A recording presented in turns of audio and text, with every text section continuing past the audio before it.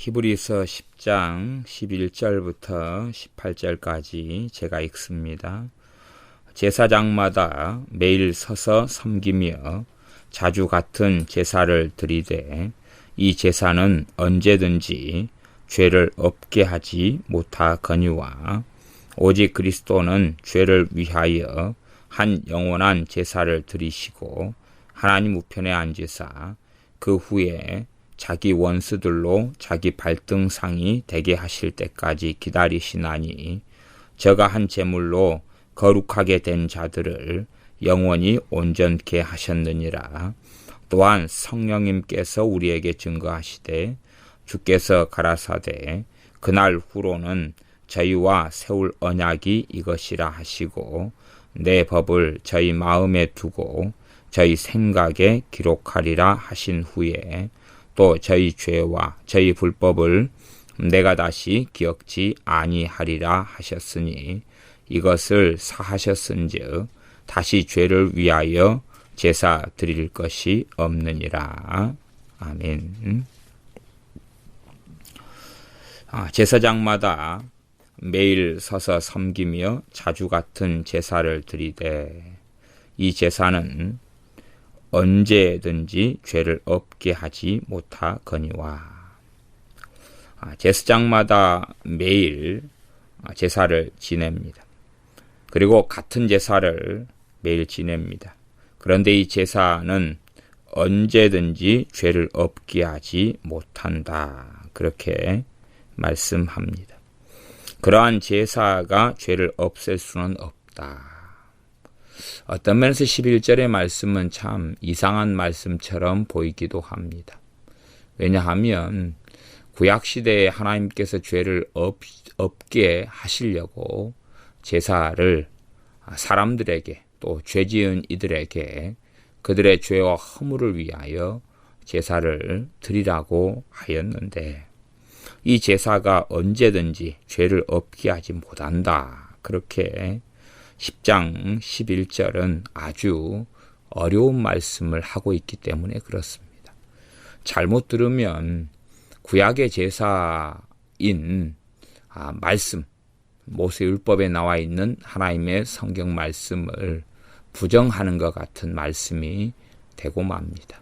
그러하니 구약에 있는 말씀이 하나님의 말씀이라면 이렇게 제사가 언제든지 죄를 없게 하지 못한다 하는 말씀이 기록된 히브리서 성경을 볼 때에 사람들은 그렇게 생각할 수도 있을 겁니다.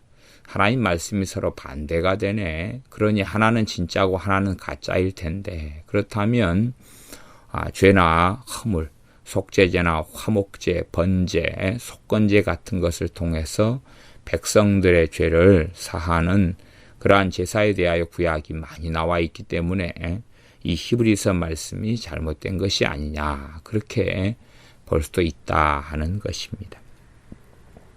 그런데 원천적으로 이 히브리서 말씀에서 이야기하는 핵심적인 요지 중에 하나는 그렇습니다.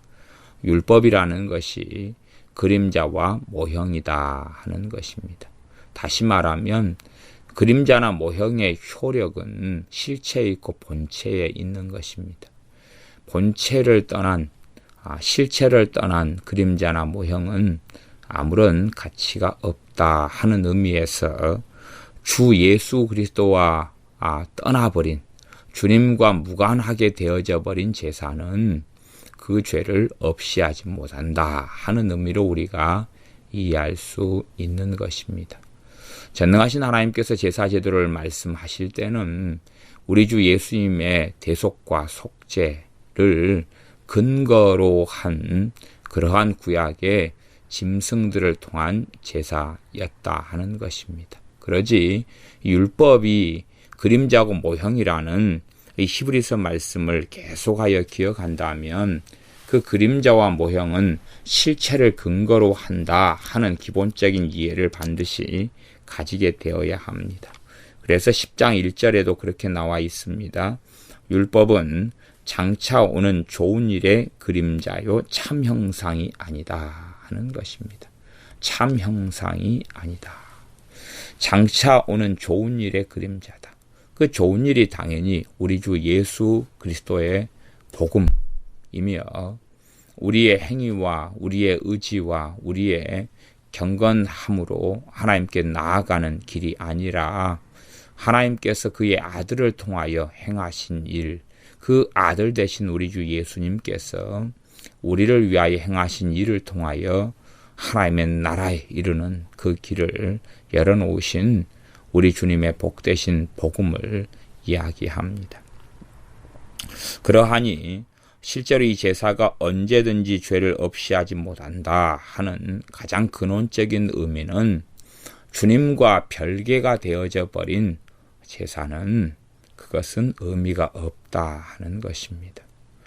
6월절에 6월절 어린 양을 통하여서 이 출애굽하기 전에 이스라엘 백성이 유대 이 애굽 땅에 있었을 때에 6월절 어린 양의 피를 문설주에 바름으로 그들의 장자들은 살림을 받았습니다. 그러나 정말로 우리 주 예수 그리스도의 대속을 근거로 하지 않은 어린 양의 피를 문설주에 발랐다면 그렇다면 그것은 아무런 효력이 없었을 것입니다. 물론 이스라엘 백성이 다 이해하지 못했던 이해했던지 간에 하나님께서는 우리 주 예수님의 대속을 근거로 하여 어린 양의 피를 사용하신 것이다 한 것입니다. 나아가서 이스라엘 백성들이 이해해야 될 것은 메시아의 대속 사역을 이해했어야 합니다. 왜냐하면 주님께서 말씀하시기를 이 성경이 곧 나에게 대하여 말씀한 것이다 할진대 율법도 가리키는 방향은 당연히 그 그림자는 무엇을 나타내겠습니까? 참 실체와 참 형상을 나타낼 수밖에 없는 것입니다. 그러므로 이 그림자와 모형이 되어지는 율법, 이 제사 제도가 주님과 떨어져 버린다면, 우리 주 예수님과 분리가 되어져 버린다면 그때부터는 아무런 의미가 없게 됩니다. 잘 생각해 보십시오. 어떤 사람의 그림자가 있습니다. 그러면 그 사람 자체가 사라져 버리면 그림자는 없어져 버리겠죠. 그런 것 아닙니까? 그림자라는 것은 그 실체의 근거에서 존재하는 것입니다. 그 실체가 없다면 그림자가 어떻게 있겠느냐 하는 것입니다. 우리가 맛있는 가꾸어진 빵이 있다. 그러면은 가꾸어진 빵에서는 아주 향긋한 빵 냄새가 나서 식욕을 돋을 것 아닙니까? 그러나 가꾸어진 그 빵이 이제 사라져 버렸다. 그러면 향긋한 빵 냄새, 아주 고소한 빵 냄새도 금방 지나면 사라져 버리고 말지 않습니까? 그러나 그 고소한 향긋한 갓 구운 빵이 있다면 그 냄새는 계속하여 풍길 것입니다. 아름다운 장미꽃이 있고 거기에서 향긋한 장미꽃 냄새가 풍깁니다. 그러다가 그 실체인 장미꽃이 사라져버리면 그 향긋한 장미꽃 냄새도 잠시 잠깐 후에는 사라지는 것 같이 그림자와 실체의 관계도 이와 똑같은 것입니다. 그러므로 주님에게서 떨어져 버린 제사라는 것은 의미가 없다 하는 말씀을 하고 있는 것이고, 우리 주 예수님의 대속, 그분의 십자가를 근거로 하여 제사는 속죄, 죄를 용서하는 효력을 한시적으로 발휘한다는 의미입니다. 일시적으로, 한시적으로 발휘하는 것입니다. 잠깐 동안 일시적으로 발휘하는 것이지요. 장미꽃에서 그 아름다운 또 향긋한 장미꽃 냄새가 난다. 그러면 일시적으로 발휘하는 것 아닙니까? 장미꽃이 피어 있을 동안에, 그 꽃이 있는 동안에 일시적으로 발휘하는 그러한 것입니다. 그런 것처럼 이 제사를 통하여 죄의 속죄와 용서는 일어났습니다. 그런데 그것은 완벽한 것이 아니라 모형과 그림자에 속한 것이고 참 형상에 속한 것이 아니기 때문에 본체가 행하는 그러한 속죄나 용서, 단번에 영원한 속죄를 이룰 수도 없었고, 그래서 부분적인 혜택만 받았을 뿐이고 이 효력은 본체에서 떠나버리면 무효하다. 그러므로 본질인 본체인 그리스도의 십자가와 떠나버린 제사는 무용하다. 그리고 본체인 그리스도의 십자가와 떠나버린 제사는 사람의 죄를 없게 할 수 없다 하는 말씀에서 11절을 증거하고 있는 것입니다. 12절 오직 그리스도는 죄를 위하여 한 영원한 제사를 드리시고 하나님 우편에 앉으셨다. 우리 주 예수님께서는 영원한 제사를 드리신 것은 죄를 위하여 그러셨다는 말씀입니다. 죄를 위하여 그러셨다. 누구의 죄입니까? 우리의 죄입니다. 또한 주님을 힘입어 하나님께 나아가는 사람들의 모든 죄 때문에 그러합니다. 그래서 주님께서 왜 자신의 몸으로 하나님께 영원한 제사를 드리셨느냐, 영원한 속죄 제사, 영원한 화목 제사를 드리셨느냐 하면 죄 때문에 그렇습니다. 다시 말하면 하나님 때문이 아니라 우리 때문이고 우리의 허물과 우리의 죄 때문이라 하는 사실입니다. 그래서 우리의 죄 때문에 한 영원한 제사를 드리셨다. 주님께서는 과거의 제사 제도에서 제사장들이 매일 날마다 제사를 지내는 것처럼 그렇게 하실 필요가 없으셨는데 그것은 단 한 번의 영원한 제사만으로 모든 것을 완성하셨기 때문에 그렇습니다. 그래서 주님께서는 한 번의 영원한 제사를 드리셨고 그 이후에 하나님 우편에 앉으셨습니다. 그리고 언제까지 기다리시냐 하면 자기 원수들로 자기 발등상이 되게 하실 때까지 기다리고 계십니다. 자기 발등상이 된다는 것은 주님의 발 앞에 모든 원수들이 굴복할 때까지라는 의미입니다. 자기 원수들에는 첫째는 마귀와 그의 세력이 있을 것입니다. 이 세상의 사망을 잡은 자인 마귀 사탄과 옛뱀 용이라고 하는 사탄 마귀와 그를 따르는 타락한 반역한 천사들인 더러운 귀신들, 악한 영들이 있습니다.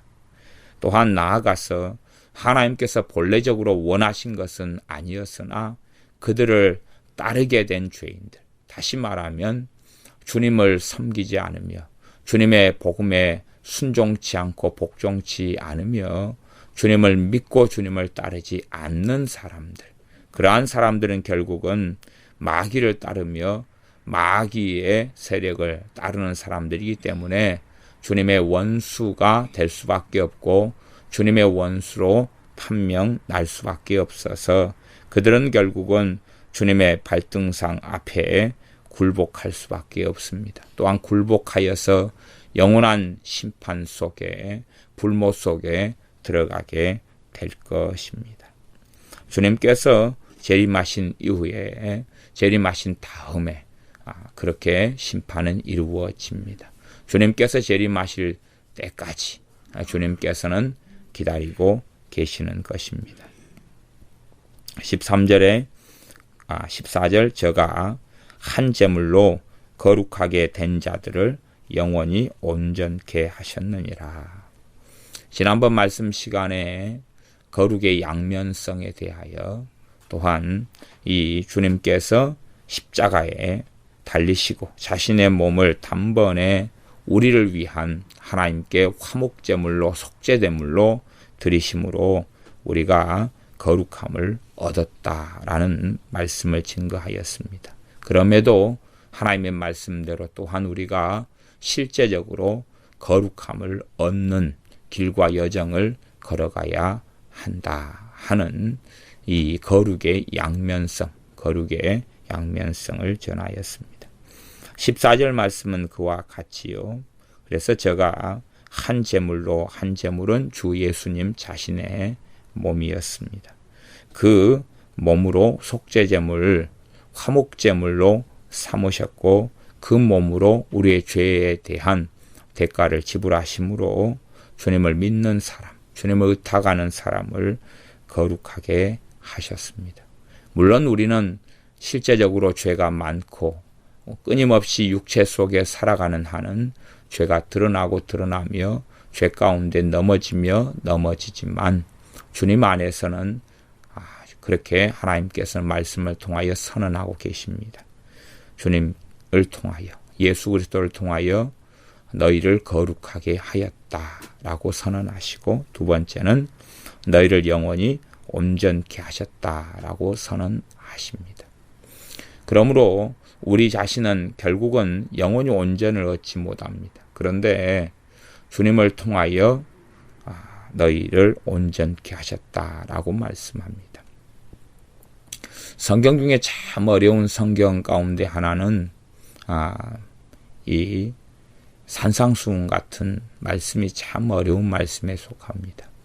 근데 산상수훈 같은 말씀을 통해서 우리 자신을 비추어 보자면 우리 자신이 결코 하나님 앞에 설 수 없다 하는 것을 보게 될 수밖에 없습니다. 예를 들어 주님께서는 산상수훈 가운데 그렇게 우리에게 말씀하십니다. 너희는 하나님 아버지 온전하심처럼 온전하라 그럽니다. 과연 그 어떤 사람들이 하나님의 온전하심처럼 온전할 수가 있겠느냐 하는 것입니다. 어떤 사람이 온전한 노력을 한 30살에 예수를 믿게 된 다음에 했다, 열심히 해서 어느 정도의 온전함에 이르렀다 가정한다면 하나님의 온전하심과 비교하여서 온전해졌느냐? 그럴 때에 결코 그렇게 되지 않는 것입니다. 그가 아무리 온전케 되었다 할지라도 30살에 주님을 믿어서 온전케 되어졌으면 하나님께서는 태초부터 온전하신 분이신데, 그런 거면 1살 때부터 30살 때까지 온전하지 못하며 죄 가운데 살아왔던 그 과거는 어떻게 하겠느냐 하는 것입니다. 그 과거가 이미 그를 온전하지 못하게 만든다 하는 것입니다. 하나님의 온전하심처럼 너희도 온전하라, 주님께서는 말씀하고 계신데, 과연 그 온전하라는 말씀 앞에서 어떠한 사람들이 내가 온전하다고 하나님 앞에서 자신을 드러낼 수 있고 그렇게 시인하고 고백할 수 있느냐 할 때에 결코 그럴 수 없다는 냉엄한 현실에 직면할 수밖에 없습니다. 그러므로 온전하라 할 때에 과연 그 온전함을 얻을 수 있는 길이 무엇이겠습니까? 그것은 주님께서 우리를 온전케 하셔야 하는 것입니다. 주님께서 우리를 온전케 하시는 길이 도대체 무엇이겠느냐? 주님께서 우리의 온전함이 되시는 길밖에는 없는 것입니다. 너희의 눈이 범죄하거든 눈을 뽑아버려라. 그래야지만이 천국에 들어갈 것이다. 그러나 우리는 눈으로 범죄하고 눈을 뽑아버리지 않습니다. 그러면 과연 우리는 지옥에 들어갈 수밖에 없는데, 그렇게 눈으로 범죄하고 눈을 뽑아버리지 않는 우리가 천국에 들어갈 수 있는 길이 무엇이겠습니까? 주님께서 너희 손으로 범죄하거든 손을 잘라버리라, 그리하여 천국에 들어갈 것이다 하셨는데, 우리가 손으로 범죄한 우리가 손을 잘라버리지 않고도 어떻게 지옥에 가지 않고 천국에 들어갈 수 있겠느냐 하는 것입니다. 주님의 무섭고 엄정한 하나님으로부터 온 공의로운 기준의 말씀에 의하면 도대체 누가 그 말씀 앞에 설 수 있다는 이야기입니까? 우리는 물론 눈으로 범죄하지 않는 길을 걸어가야 하고, 손과 발로 또 입술로 범죄하지 않는 길을 걸어가야 하는 것은 마땅한 일입니다. 그러나 과연 우리가 그 온전한 길, 거룩함의 여정, 주님을 따르는 좁은 길을 걸어갈 때에 과연 우리의 의지력으로 가능할 것이며 우리의 과거의 삶은 어떻게 할 것이냐. 또한 그렇게 주님의 좁은 길을 걸어가면서 한 번도 어그러지지 않고, 한 번도 죄짓지 않고, 한 번도 자빠지지 않고 걸어갈 사람이 과연 어디에 있느냐 합니다. 그러나 결코 그렇게 한 번도 어그러지지 않고 일어서서 걸어갈 수 있는 사람은 결코 이 땅 위에 존재하지 않습니다. 하나님의 사람이었던 모세라 할지라도 넘어짐이 있었고, 다윗이라 할지라도 넘어짐이 있었던 것은 우리는 알고 있으며, 의로운 욥이라 할지라도 넘어짐이 있었으며, 엘리야 선지자라 할지라도 넘어짐이 있었다는 것은 우리는 보고 있습니다. 심지어 세례 요한 같은 사람도 그가 죽음을 앞두고 감옥 안에서 주님에 대한 의심으로 가득 차서 방황했던 것을 우리는 알고 있습니다. 그래서 주님의 십자가를 통하여 우리에게 해주시는 것이 무엇이냐 하면 우리에게 온전함을 주셨다는 것입니다. 우리 자신이 아무리 들여다보아도 우리는 결코 온전하지 않습니다. 무수히 많은 허물이 드러나며 무수히 많은 어리석음이 드러나며 또한 우리는 필연적으로 내일도 모레도 올해도 내년도 무수히 많은 어리석음을 동반하며 허물과 죄를 동반하며 살아갈 것입니다. 그러나 진리 안에서 복음 안에서는 주님을 통하여 우리를 거룩하게 하셨고 14절 영원히 온전케 하셨다라고 말씀합니다. 이건 영원히 온전케 하신다 하는 미래형이 아니고 영원히 온전케 하셨다 하는 과거형입니다. 과거. 주님께서 십자가에서 달리심으로 또한 부활하심으로 우리를 영원히 온전케 하셨다라고 선언하고 있습니다. 이 진리가 우리가 붙잡아야 될 진리가 되어집니다. 이것이 복음의 근원적인 진리에 속합니다. 우리가 온전케 되어지는 길을 걸어야 하는데 그 온전케 되어지는 능력과 그 은혜는 어디에서 오느냐? 주님께서 우리를 위하여 자신의 몸을 속죄제물과 화목제물로 드리심으로 우리를 온전케 하셨다 하는 진리 가운데 행할 때에 나타날 수 있습니다. 15절 또한 성령님께서 우리에게 증거하시되 성령님의 증거가 그렇다 그럽니다. 주께서 가라사대 그날 후로는 저희와 세울 언약이 이것이라. 그날이 어떤 날이겠습니까? 주님의 십자가 이후지요. 십자가 이후지요. 그전에도 주님께서 내가 세울 새 언약이 이거다 하시며 십자가 이전에 성찬을 행하셨습니다. 그것은 십자가를 두고 하신 말씀이기 때문에 온전히 그 언약이 성취되어질 때가 언제였느냐 하면 주님의 십자가 이후였다 하는 것을 우리는 알고 있습니다. 주님께서 십자가에 달리시면서 자신의 피를 가지고 하나님의 성소에 들어가 속죄를 드렸을 때가 되어지지요. 저희와 세울 언약이 이것이라. 어떤 언약이냐? 그것은 내 법을 저희 마음에 두고 저희 생각에 기록하리라. 과연 우리의 마음에 하나님의 법이 우리의 마음에 있느냐? 하나님의 법이 과연 우리의 생각에 있느냐 하는 것을 우리가 살펴봄직합니다. 과연 우리의 마음에는 하나님의 법이 있고 우리의 생각에 하나님의 법이 있습니까? 실제로 우리의 마음이나 생각에 하나님의 법이 없다 하는 것을 우리는 발견하고 봅니다. 혹은 하나님의 법이 있을지라도 때때로 잊어버리고 너무 미약하다 하는 것을 봅니다. 그러면 과연 이 하나님의 법이 우리 마음과 생각에 기록되었다 하는 것이 예수님을 믿음으로 통하여 이루어진 일일진데 그것이 과연 무엇이 되겠습니까? 그것은 우리가 예수를 믿음을 통하여 우리에게 임하신 성령 하나님을 이야기합니다. 성령 하나님께서 신자에게 임하시면서 영원토록 떠나지 아니하시리라 말씀하셨고 그 성령 하나님께서 신자들에게는 하나님의 법이 되며 이 생각이나 마음의 하나님의 법이 되시는 것입니다. 그래서 로마서 8장의 말씀에는 너희가 성령님으로 살면 성령으로 행하고 성령님으로 살고 행하면 율법의 요구를 만족해 한다라고 말씀하고 있습니다.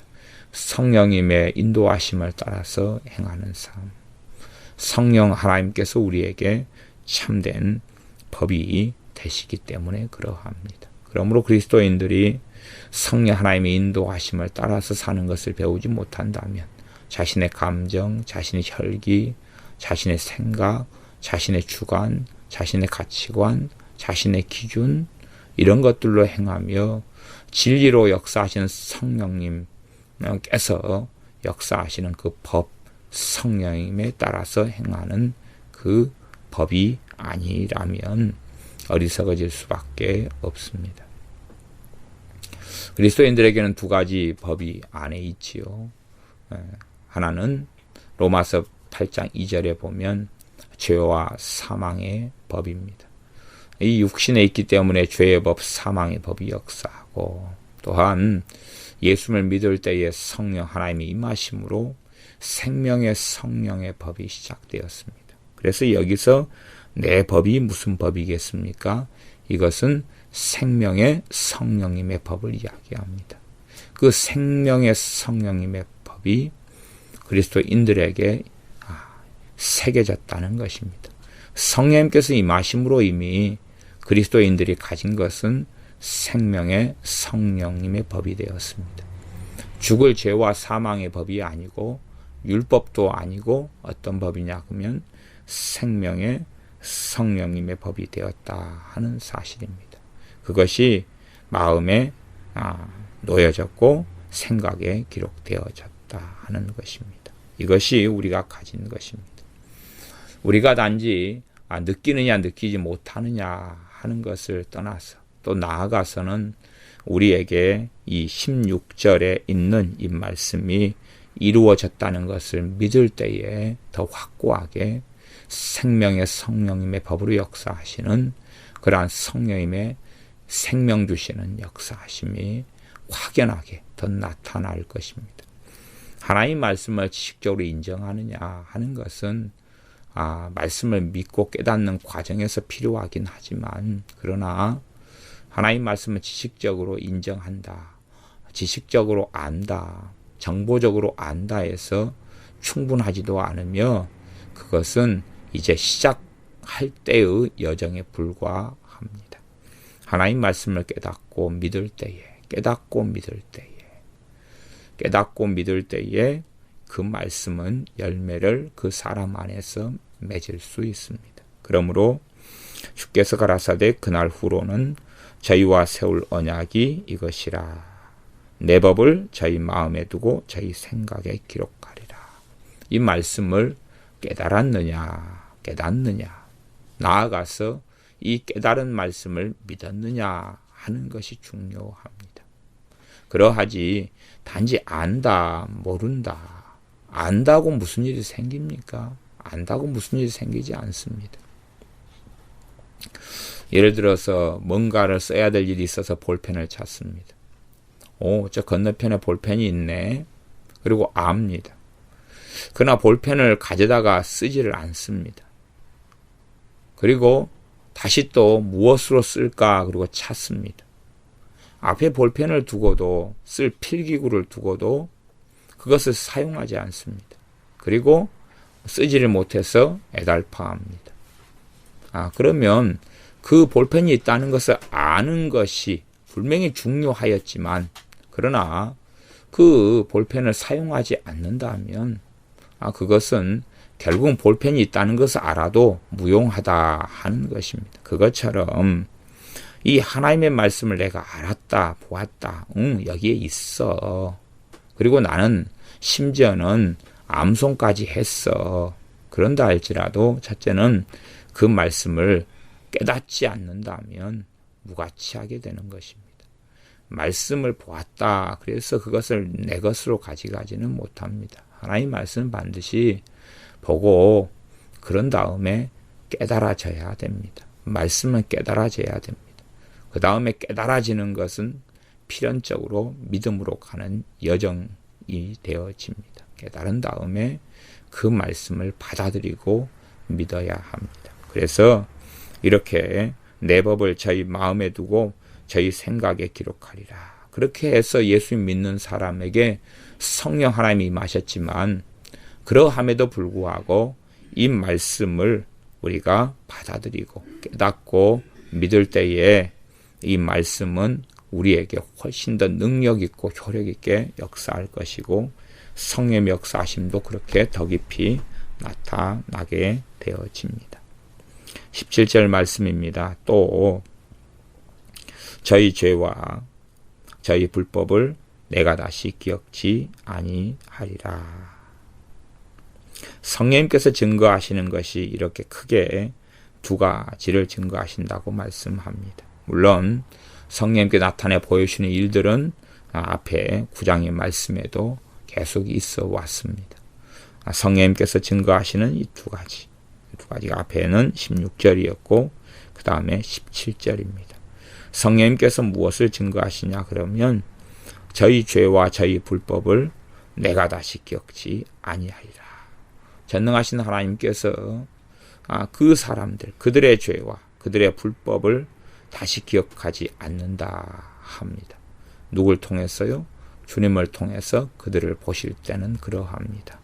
그러한 사람들이 누구입니까? 주님을 믿는 사람들입니다. 그러한 사람들이 주님을 믿는 사람들이 됩니다. 그래서 이 10장 좀 뒤로 가서 10장 38절, 39절을 본다면 그렇게 말씀이 되어 있습니다. 오직 나의 의인은 믿음으로 말미암아 살리라.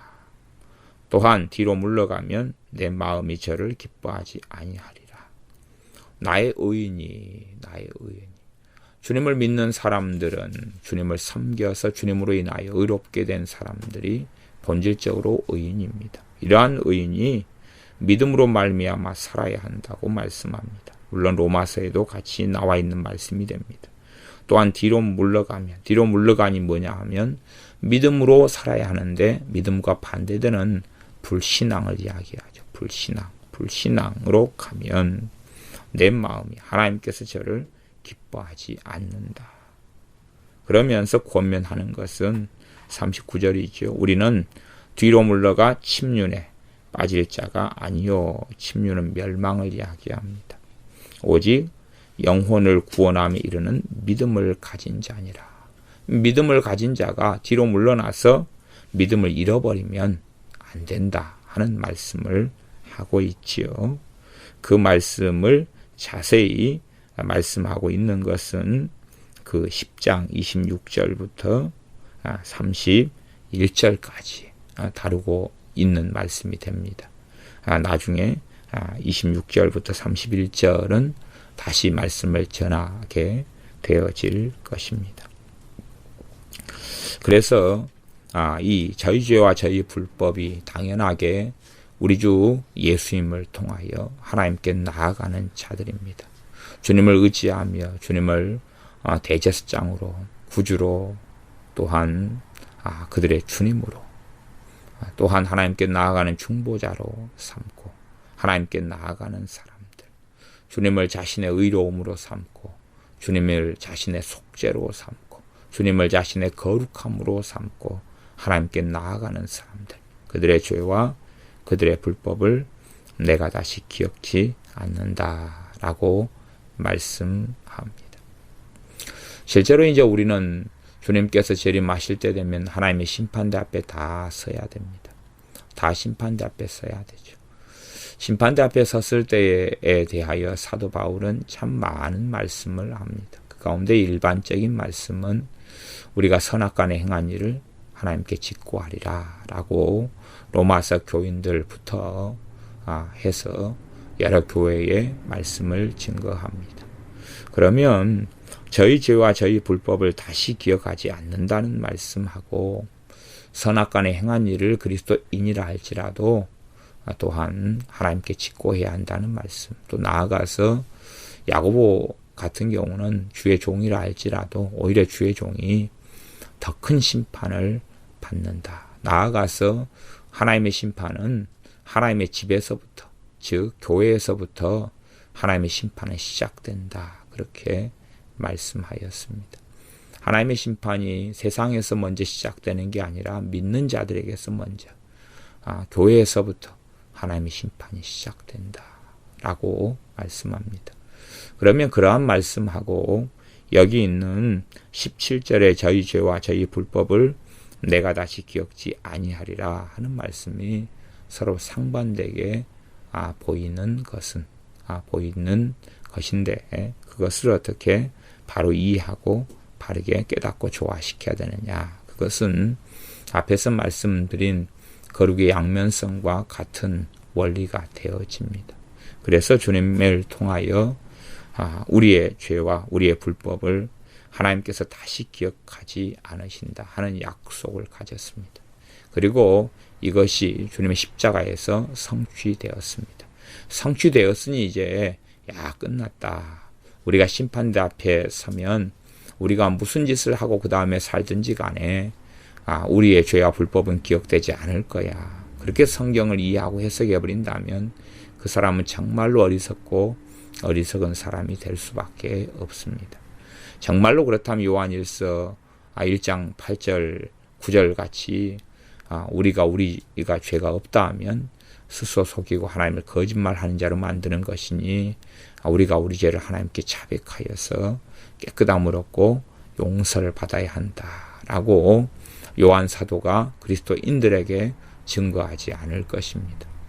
끊임없이 회개를 고린도 전서를 통하여 후서를 통하여 사도 바울이 고린도 교회 같은 교회에 경고하지 않았을 것입니다. 심지어는 소아시아 7교회에 주님께서 부활 승천하신 이후에 자신의 마지막 제자 사도 요한을 통해서 7교회에 하나님 주님의 말씀을 증거하지 않았을 겁니다.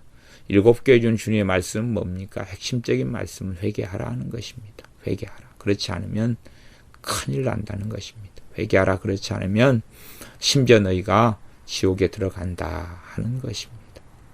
그러한 것이니 이 저희 죄와 저희 불법을 내가 다시 기억지 아니하리라 하는 것을 극단적으로 생각해서 이제 우리 상황 끝났구나 라고 생각하면 안 됩니다.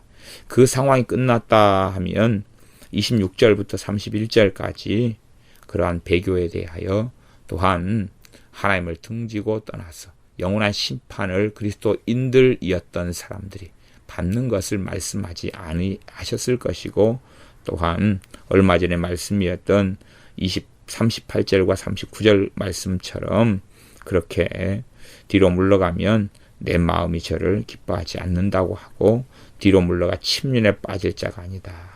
침륜에 멸망에 빠져서는 안 된다. 그런 이야기죠. 그렇게 경고하고 권면할 이유가 없겠지요.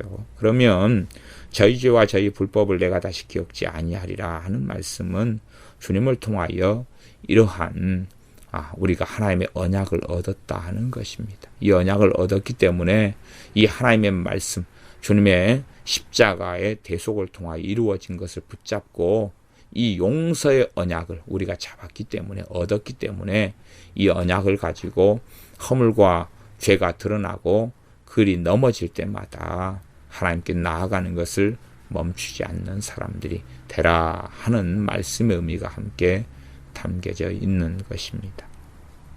18절 말씀, 이것을 사하셨은즉, 이것은 앞에 있는 죄와 불법을 이것이라 라고 가리킵니다. 죄와 불법을 사하셨은즉, 용서하셨은즉 다시 죄를 위하여 제사 드릴 것이 없느니라. 다시 죄를 위하여 제사 드릴 것이 없다. 이것을 용서하셨다는 것은 주님의 죽으심, 주님의 자신의 몸을 제물로 삼아서 우리의 죄에 대한 제물로 삼으셔서 죽으심으로 우리의 죄와 불법이 용서되었다 하는 것입니다. 그러므로 주님께서 다시 우리의 죄 때문에 제사 드리실 필요가 전혀 없다.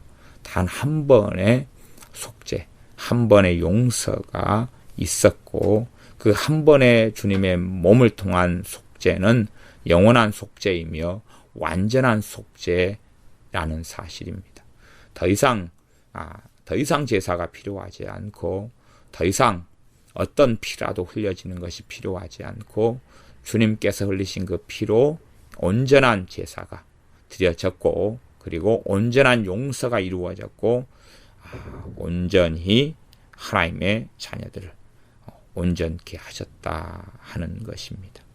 그래서 이 11절부터 18절의 말씀은 참 깊이 있는 본질적인 복음에 대한 말씀이 되겠습니다. 우리가 가진 복음이 무엇이냐 하는 것입니다. 우리 주님께서 십자가에서 사람 몸을 가지고 오신 다음에 우리의 죄를 위하여 죽으신 그 본질적인 의미가 무엇이냐 하는 복음을 증거하고 있는 말씀이 되어집니다.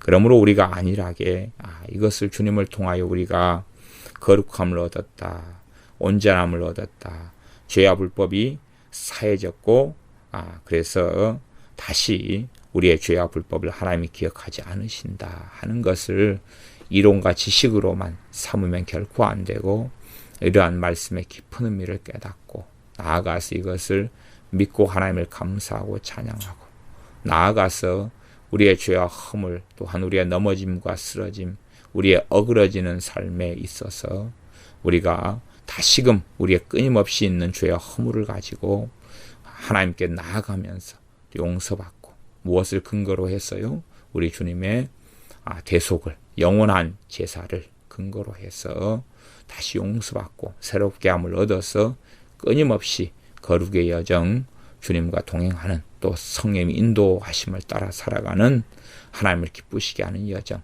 주님을 닮아가는 여정, 주님을 영광스럽게 하는 여정을 쉼없이 걸어가서 마침내 하나님 앞에 서서 칭찬받는 자로 하나님의 영광을 누리는 자의 반열 속에 우리가 들어가야 할 것입니다. 기도하겠습니다. 아버지 하나님, 주님께서 우리를 위하여 영원한 속죄를, 영원한 제사를 드려주심에 감사를 드리며, 주님을 통하여 전능하신 아버지께서 우리로 하여금 거룩하게 하시고 온전케 하심을 감사를 드립니다. 이 믿음 안에서 우리가 온전의 길을 걸어가기를 원합니다.